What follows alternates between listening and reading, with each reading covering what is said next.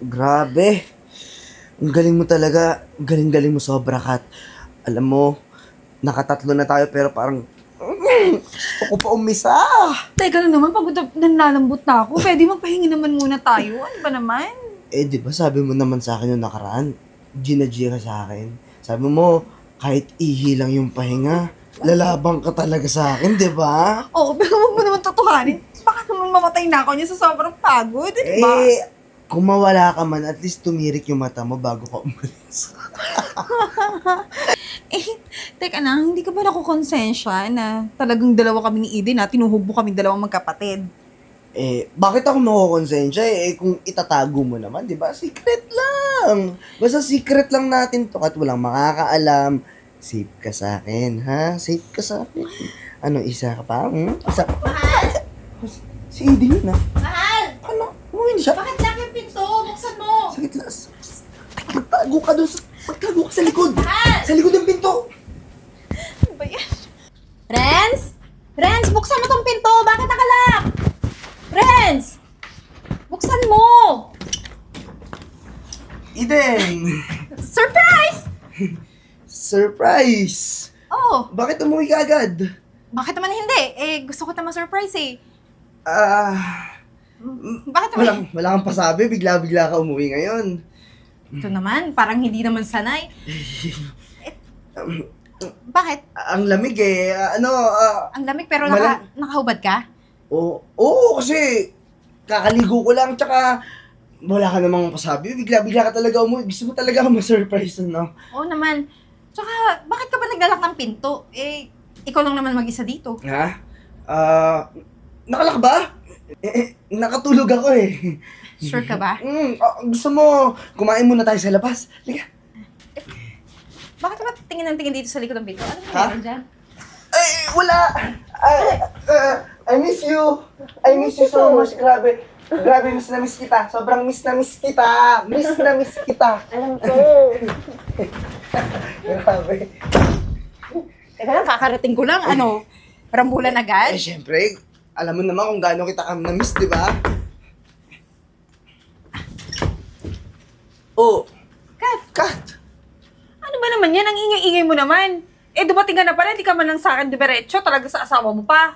Eh, bakit naman hindi? Siya yung asawa ko eh. Tsaka, bakit ka ba galit? Dapat nga masaya ka, di ba? Nandito na ako ulit. Paano hindi ako magagalit? Eh, ang ingay-ingay mo nga, ano? Naglalandian na naman kayo agad, kakarating mo lang. Eh, ito naman si Kat. Syempre, surprise nga eh. Nag-surprise tong kapatid mo eh. Alam mo naman, ganyan talaga si Eden. Kano masyado magalit. Sa bagay, pati ako din na surprise. Teka lang. Renz, bakit katulad ng perfume mo na binigay ko sa'yo dati, yung amoy ni Kath? Ha? Nung nakaraan yata kasi naamoy ni Kat humingi siya nung nakaraan sa akin. Ah, oo, kasi nabanguhan ako. Eh, sabi ko, patry din ako. Eh, nagustuhan ko. Hindi ko Oh, ginalik. ibinigyan ko siya ng konti dun sa may parang lalagyan niya kasi medyo madami naman eh. Syempre kapatid mo naman, pagbibigyan ko na rin. Ano, ba ginamit mong pabango, Kat? Ah, oo, ngayon. Actually, kagamit ko lang, spray ko lang. Mga limang spray. Ano ka na, magluto ka na lang dun. Sige na. Sige, alis na rin ako. Para may quality time muna kami ni Eden. Sige na nga. I miss you talaga. Uy, magluluto ka? Oo naman. Eh, kasi di ba na-miss ko yung pagluluto sa'yo. Ano ba lulutuin mo? Adobo. O, Kat. Hi, Renz. Magluluto ka rin? Oo, magluluto rin ako para kay Renz. Di ba, Renz? Anong lulutuin mo? Kare-kare. Siyempre, para makatikim mo ng bago si Renz. Di ba, Renz? Bakit ikaw? Ano lulutuin mo? Alam ko na. Adobo, no? Oo, yun yung paborito ni Renz eh. Oo, alam ko na yun eh. Kasi, ulit-ulit. Nakaka-boring. Tama, di ba? Eh, yung sa'yo naman, kare-kare, maraming sahog, may bagoong. Di ba yung bagoong? Makati. Makati yun, di ba?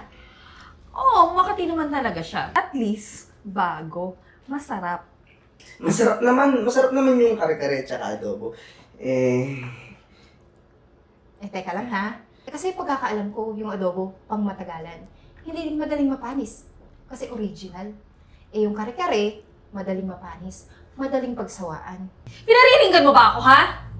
Sorry, natamaan ka ba? Ano mo? Sige, ganito na lang. Reds, ikaw mamili. Anong gusto mo? Adobo or kare-kare? ano? Magpa-deliver na lang tayo?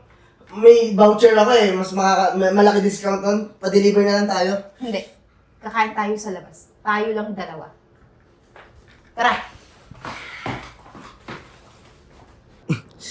Nagsabi sa akin si Eden, mamaya pa daw makakauwi. Oh, makakadali muna tayo. Kaya ba, Anim? Ano ka ba? Quickie nga lang tayo. Hindi mo naman Kaya yun. Sige na, lahat na. Barurutin ko na lahat yan. Baka naman lagdatin ako bukas niya. Pwede ba? Hindi. Ito naman, ikaw parang, alam mo, nagtatampo na ako sa'yo, ha? Ha? Ha? Ano? Aray! Ano ba yun? Eden! So, totoo nga. Na kayong dalawa. Eden, magpapaliwanag ako. Wala ka nang dapat ipaliwanag pa, Reds. Alam mo bang dati ko pa alam lahat ng to? At ikaw, matagal na akong walang tiwala sa'yo kasi kilala kita. Kalamnan mo, kilalang kilala ko. Ano ka ba naman, Eden? Magkapatid tayo? Eh, hindi ba pwedeng i-share tayo sa lahat ng bagay? Katulad kay Reds, bawal ba yun? Alam mo ikaw, ang kapal talaga ng mukha mo. Asawa ko yan, hindi yan laruan. Eh, masarap ng laruan yun eh. Sorry. Eden, aksidente lang lahat nangyari. Aksidente? Eh ngayon nga lang eh. Karirinig ko lang na gusto nyo maglandian ulit habang wala ako. Ang kapal ng mukha yung dalawa. Eden, mahal kita. Ikaw ang mas mahal. Ikaw ang mahal ko. Hindi mo ko mahal, Renz. Ang mahal mo sa akin, pera. Pero ito, basahin mo yan lahat. Ito. Basahin mo!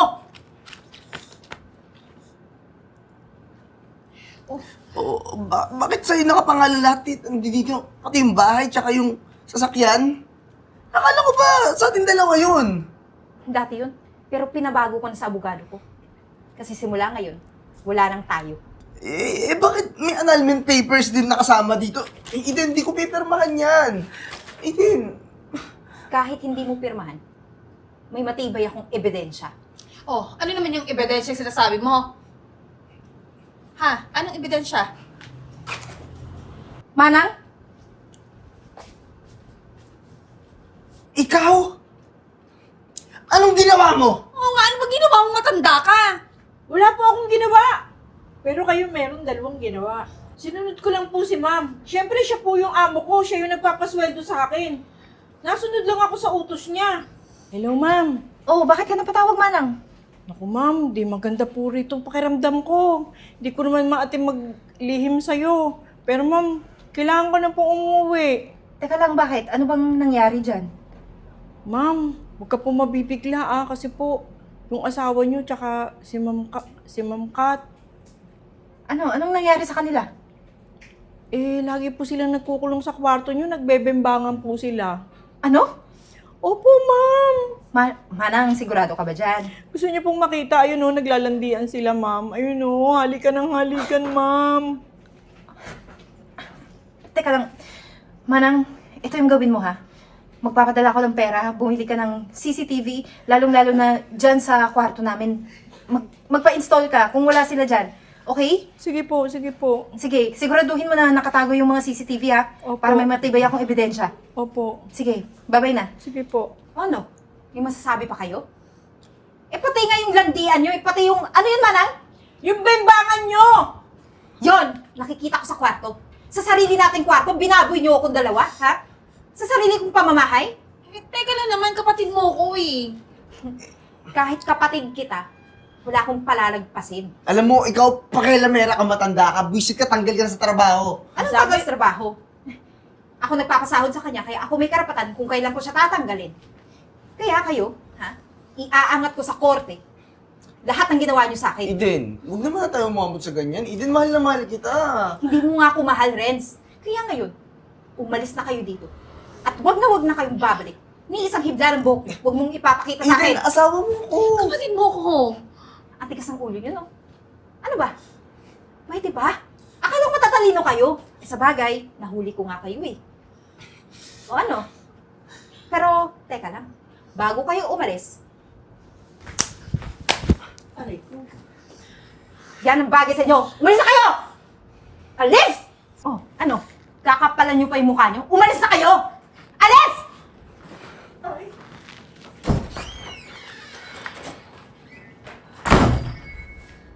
Ano pa, ma'am?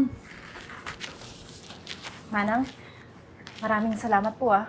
Kung hindi dahil sa inyo, kung hindi niyo sinunod yung inutos ko, siguro hindi ito mangyayari. Siguro hanggang ngayon, lulong pa rin ako sa kasinungalingan ng dalawang yun. Kaya hindi ko sila mapapatawad. Opo nga, ma'am eh. Kaya nakapagsabi rin ako sa inyo, hindi ko na rin talaga kasi matiis. Ma'am, nalulungkot din ako para sa inyo. Hindi ba masakit para sa inyo? Masakit, pero habang tumatagal na pinapanood ko silang dalawa, nawala na ako ng pagmamahal sa asawa ko, pati sa kapatid ko. Kaya nararapat lang talaga sa kanilang mabulok sa bilangguan.